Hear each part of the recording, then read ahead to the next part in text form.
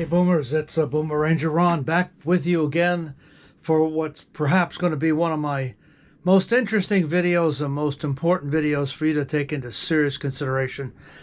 I want to talk about crossbow safety, and we're going to look at the Barnett. This is the Barnett Raptor. This was the crossbow I used this year on a Veterans Day hunt.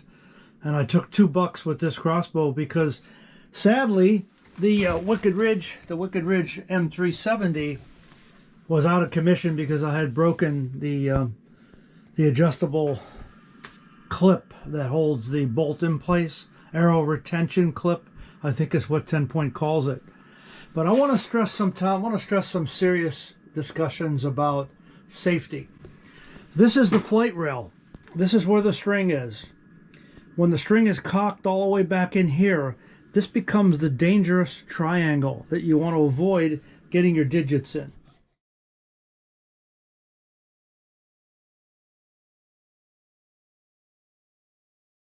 All right. I want to talk to you about what happened to me about 6 years ago now. It was about, I think, yes, it was, I was getting ready for a big hunting trip. I was at the club, and I was not shooting this particular bow. I was shooting the Barnett Jackal. That was the first bow I got. I often talk about that as being the pawn shop bow because we were at a wedding in Ohio. Daughters was getting married.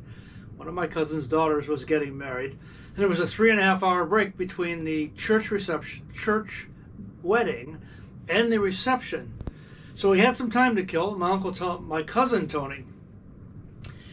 Yes, my cousin Tony the techie. You've seen him in some of my videos.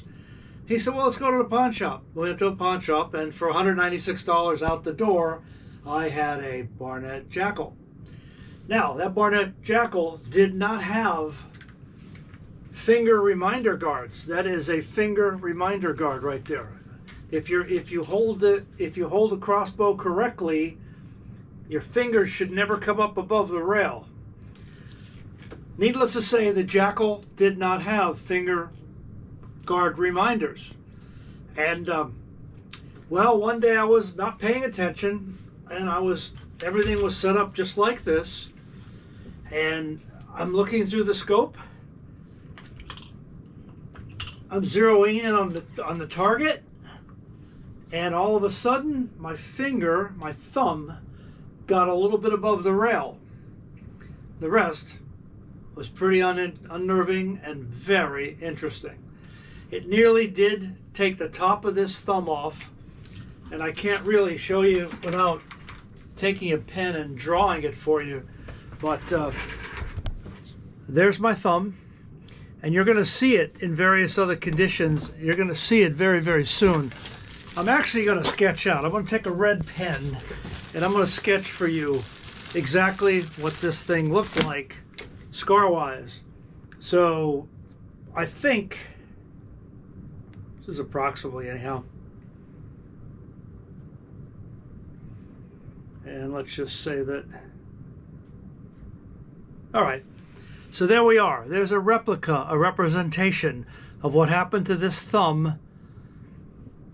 And only the grace of God and my luck did it not end up on the ground at the club, so I'd have to search for it. It was hanging just by a little tether. A little bit of a skin was hanging. I was able to wrap it up with a Kleenex, and I was able to get in the car and drive from the Hamden shooting range to Yale New Haven Hospital. So that's all I'm going to say right now, except you want to be very, very careful when you cock the crossbow. Stay away from the dangerous triangle. I'm not going to bother cocking this. You guys had enough experience to know what it's like, what it looks like when it's cocked. But I want to show you on the Wicked Ridge M370, I want to show you how much bigger, by comparison, the finger reminder guards are. I mean, it is almost impossible now. If you're focused on holding the M370 on the grip, you shouldn't be able to get your thumb above the flight rail. And that's hugely important. I think most of the manufacturers today have gotten better, and these finger reminder guards have gotten larger. But it still does read danger. Keep entire handle below the guard to avoid serious injury.